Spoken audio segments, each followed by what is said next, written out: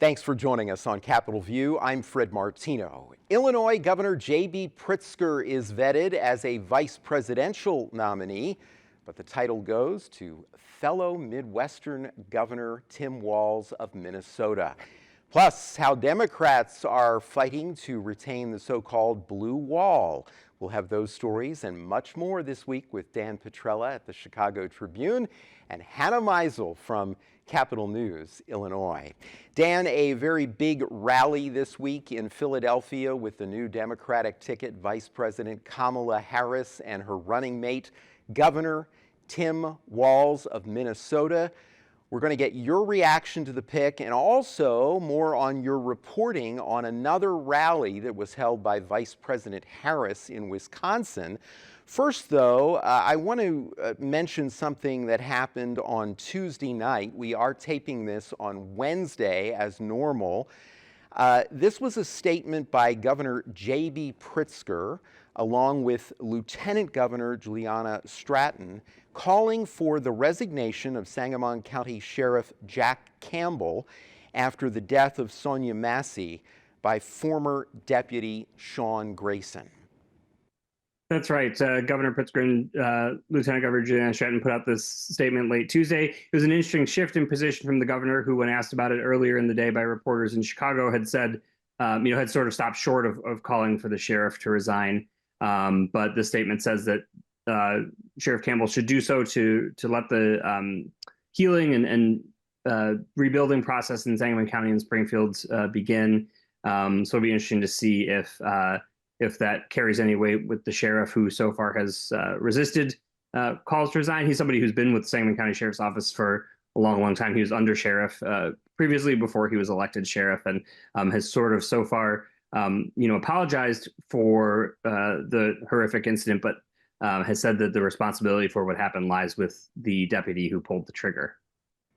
Yes, something certainly that is not only a focus for the Illinois media, but also, really national and international media as well, looking at this incident.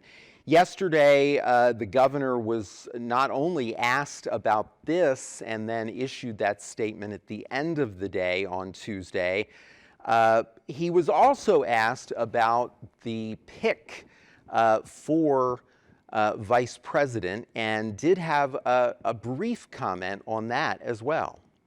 Yes, he was, he said he was honored to be part of the vetting process, which he described as grueling. And I'm not sure if he used the word arduous, but that was sort of the tenor of what he was saying. But he seemed very, very pleased with the pick of Governor Walz, who he noted came into office at the same time that he did, and also has led the Democratic Governors Association, which is an organization that Governor Pritzker has been heavily involved with and has heavily underwritten out of his own personal fortune. He's given, tens of millions of dollars to the DGA to help in elections around the country. He said he was pleased to see a fellow Midwestern governor be on the ticket with Kamala Harris. If you look at, some of the things Governor Walz has been able to do in Minnesota since Democrats took control of the legislature there, it's a lot of the things that Governor Pritzker did in his first term, things related to reproductive rights and legalizing marijuana, things like that. So they have similar track record. One of the more telling comments I thought that the governor made during that press conference yesterday was that being part of the process was beneficial to him or made him feel accomplished in himself, because he said, if you get that far in the process, that tells you that they think that you have the capability to be president. So maybe showing his cards a little bit there about his potential future ambitions. But it'll be interesting to see, I think a lot of what happens in November will determine what Governor Pritzker's route forward in politics is. Now, Dan, I'm interested in your opinion on his national debut in Philadelphia with Vice President Harris, Governor Walz, and then whatever reflections you want to share about another very spirited rally that you covered and wrote about in Wisconsin before the choice was made, and it was just with Vice President Harris before she chose Governor Walz. Yeah, I think, he showed Governor Walz showed a lot of energy coming out of the gate yesterday at the rally in Philadelphia. I think he showed sort of the I guess sort of feisty but plain spoken way that he will approach sort of being a little bit of the attack dog on the ticket, really going at President Trump and his running mate JD Vance with criticisms, but in sort of a folksy midwestern kind of way. A lot of the reaction that I was seeing yesterday is him being a very down-to-earth guy, a former social studies teacher, high school football coach, who also was the sponsor of the Gay Straight Alliance Club at the school where he taught. So I think it was a good debut. I think you could tell, at least from what I was able to see on TV, there was a lot of energy in the room. I saw some reporting that each of these rallies that the vice president has held since she went to the top of the ticket have gotten larger and larger. So there definitely seems to be a lot of enthusiasm right now among the Democratic base for the change at the top of the ticket. And, like you said, I was at her first official rally on the campaign trail, which was actually scheduled as a vice presidential visit to Wisconsin, which I believe was her fifth of the year at the time, on the Friday before the Sunday where Joe Biden announced to the world that he was not going to run. So it sort of quickly pivoted from a running mate rally to a candidate likely nominee rally, and it was a packed high school field house, lots of enthusiasm there, and it should be interesting to see whether Democrats are able to sort of maintain this level of excitement and momentum for the next 90 whatever days remain before November 5th. And I should note she's back in Wisconsin today, Wednesday, for another rally up in Eau Claire, which is sort of a little bit closer to the Minnesota border than the Illinois border. So I think it's her sixth visit of the year, and I'm sure she'll be back there at least a couple more times before voters go to the polls in November. Absolutely. Going to all the swing states in many trips upcoming in the week ahead. Hannah, we're going to move to you now. Democrats in Illinois depend on union votes in presidential years and really every year, and you reported on a new law that may bolster that support. Under the law, employers cannot force employees to sit through anti-union meetings, a tactic often used when workers are trying to organize a union. Right. These so-called captive audience meetings are a huge tactic that companies use when they get wind that their employees are starting to form a union. The language of the bill is expansive. It counts religious ideas and political views of their employer. Basically, the language of the bill says you cannot retaliate against your employees for skipping these meetings. You're still free to have them, but you can't make your employees sit through them. And so the hope behind this, this is a big effort pushed by the AFL-CIO, the big labor umbrella group in Illinois. And the aim is to, weaken yet another avenue that companies have to kind of stem unionization when it begins. Of course, this follows voters in November 2022 approving the Workers' Rights Amendment, which guarantees Illinoisans the fundamental right to unionize. So this is a big deal. Other states have had similar laws in the last few years, but we have seen business groups push back with lawsuits. So we'll see what happens. I believe it's in Connecticut and one other state I can't think of right now. We'll see if similar lawsuits land here in Illinois. It will be interesting for sure. And Illinois, one of a number of states that have passed laws similar to this, not allowing employers to force their employees to sit through these anti-union meetings. Dan, you reported on a meeting of Democrats in Wisconsin during the Republican National Convention. The headline was this: Democrats fight to retain the blue wall after the RNC in Milwaukee. Tell us what they are doing. Yeah, this is a big strategy for the Democrats in this presidential election year, and really pretty much every presidential election year in memory. The blue wall is sort of this idea of the upper Midwest and Pennsylvania being sort of the anchor of Democratic candidates for president, getting to the 270 votes in the Electoral College that they need to be elected. We saw what happened in 2016, where Hillary Clinton won the popular vote, but lost Wisconsin and lost Michigan and lost the Electoral College vote. So really, Democrats every year, but especially this year, trying to prevent Donald Trump from returning to office, are focused in on these key states, particularly Wisconsin, Michigan, and Pennsylvania. And, you saw before she pulled herself out, Gretchen Whitmer in the conversation about a running mate, the governor of Michigan. You saw Josh Shapiro, the governor of Pennsylvania, as one of the finalists there before they went with Governor Walz. And so Democrats in Wisconsin in particular are very, very focused on winning in places where they traditionally win, like the areas around Madison, the areas around Milwaukee, but also in trying to reduce the Republican margins in places like Racine County, which is between Chicago and Milwaukee. It's a Republican-leaning but purple county. And the reason Wisconsin is such a focus is that many elections in a row, I think every election since 2000, with the exception of the two when Barack Obama was on the ballot, have been decided by less than a percentage point. So these are razor-thin margins.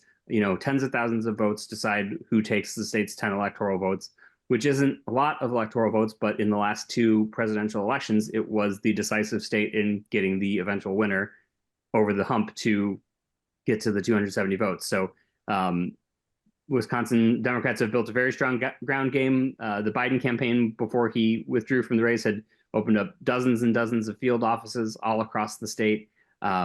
So they're working really hard to try to reach voters. And as you mentioned, the new nominee, Kamala Harris, has made a few trips to the state already. We'll be there again on Wednesday. And I'm sure we'll be getting a lot more attention there in Wisconsin over the next several weeks before voters head to the polls.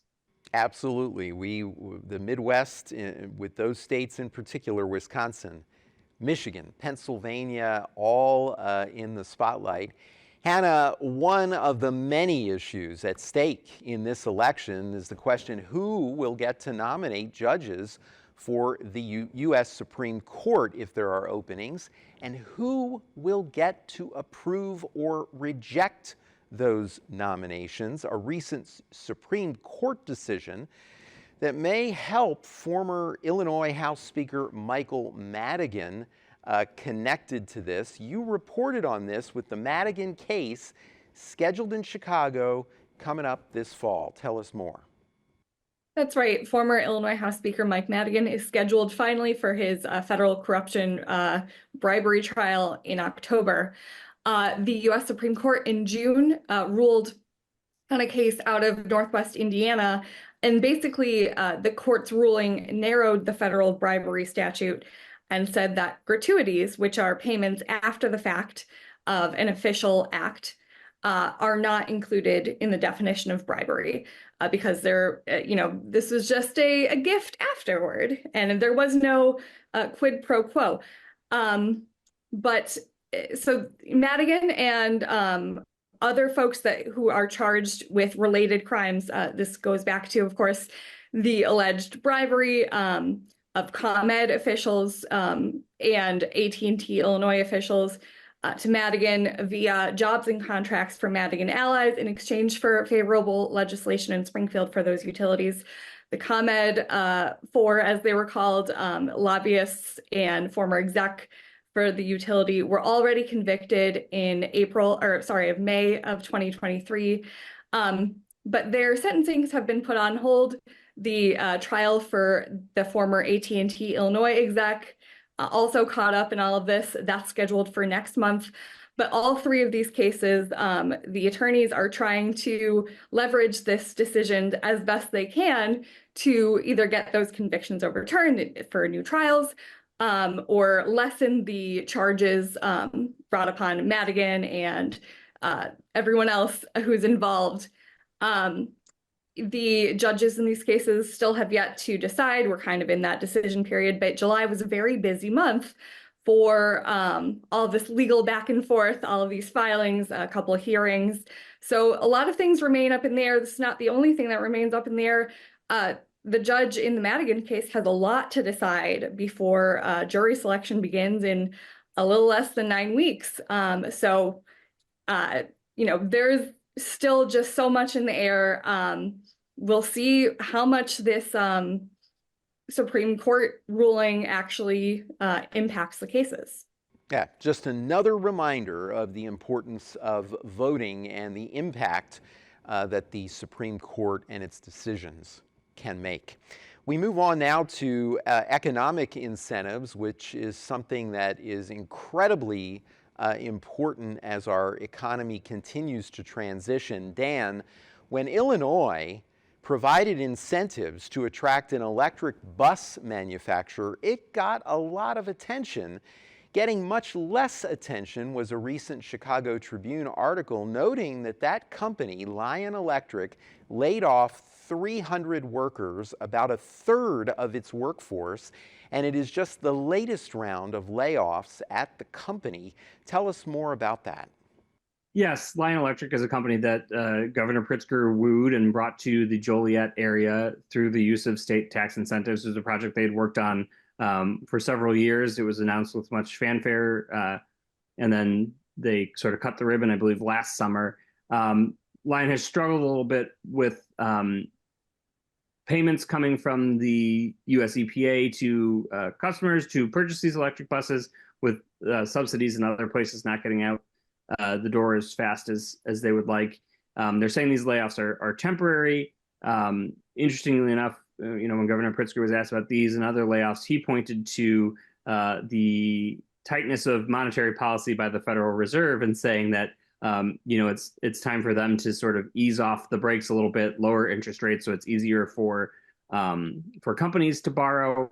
Part of Lion's problem, I think, from John Lippert, who's a freelancer for us, his reporting was, they're sort of short on cash, and I can't imagine when interest rates are high, it makes it easier to borrow money you might need, but also makes it more difficult for customers to buy items, particularly large items like school buses and things like that, when credit isn't as easily available or it's more expensive to borrow money. So I think it's sort of the growing pains of an industry that's working to get off the ground. There is some criticism of how viable these businesses are if they rely this heavily on government subsidies to be able to function, to meet the needs of the consumer. So I think it'll be interesting to see whether this is a short-term blip in production there, or whether this continues to sort of struggle along. It will be fascinating, of course, especially in the context that there have been other pullbacks on electric vehicles, General Motors and Ford pulling back a bit on their very aggressive timelines for the transition to electric vehicles. We move on, Hannah, now to another economic story. Aqua, Illinois serves parts of 14 counties, mostly in northern Illinois, and state regulators are evaluating a rate increase proposal. Capital News Illinois reported on that. It's revealed tension between the company and its customers. Tell us more. Right.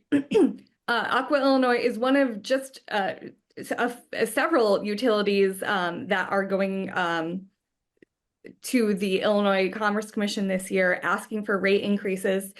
And so Aqua, Illinois, like you said, 14 counties it serves. It is the second largest water utility. The first largest water utility in Illinois, Illinois American Water, is also at the ICC asking for a rate increase.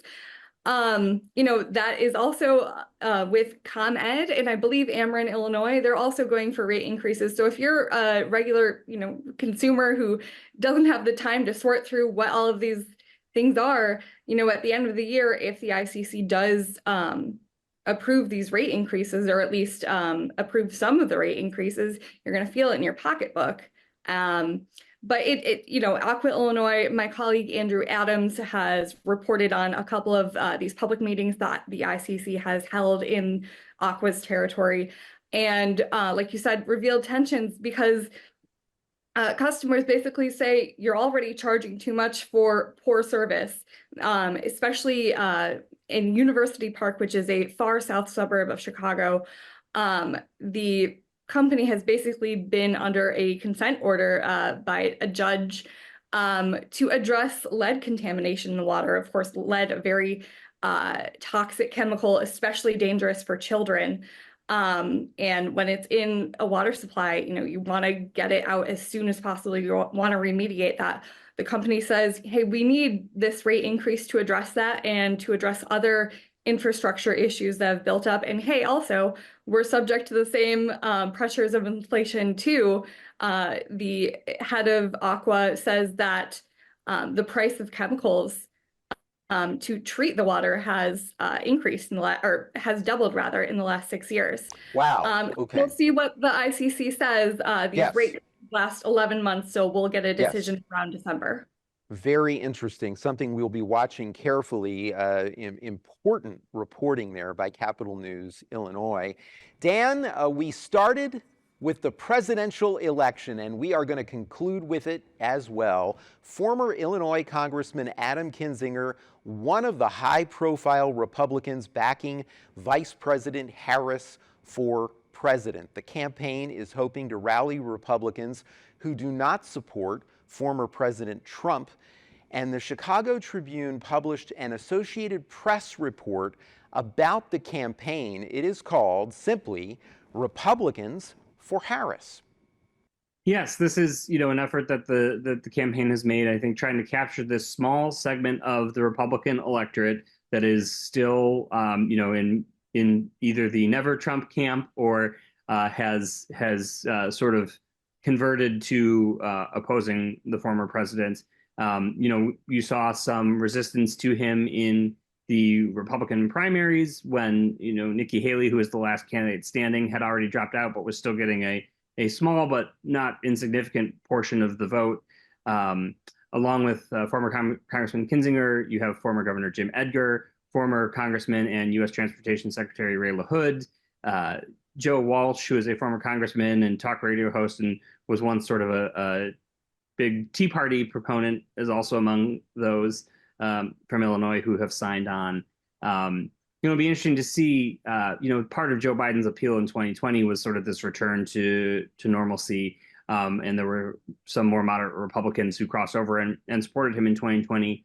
I think there's a segment of those folks who maybe were drifting back toward former President Trump this year because of concerns about Biden's track record in office, which I think, there's a lot of debate about that, but also just the concerns over his age and his ability to continue doing the job for another 4 years. So it is interesting to see there's been a lot of pushback here in Illinois from members of the Republican Party, members of the more conservative faction of the Republican Party toward these folks who have signed their name up to support the vice president and Governor Walz on the Democratic ticket. I think it also speaks to sort of the divide within the Illinois Republican Party that we've seen rear its head this year with the ouster of the state GOP chairman, Don Tracy, who, despite being pretty conservative, was seen as not favorable enough to Trump. And so it will be interesting to see how many crossover votes like this we see, when we see exit polls in November, how much significance Republicans, crossing the line and voting for the Democratic ticket have in the outcome in November. It is fascinating. And I mean, as you look at the developments this week with the choice of Minnesota Governor Tim Walz for vice president by the current vice president, Kamala Harris, choosing Walz as her running mate, it was fascinating to see that one of the talking points that came out of the Trump campaign was a criticism of Governor Walz in that he signed a bill in Minnesota that would allow felons to vote after serving their time, their sentence. And it seems highlighting this difficulty for the Trump campaign to make a criticism like that when their candidate has been convicted of a felony.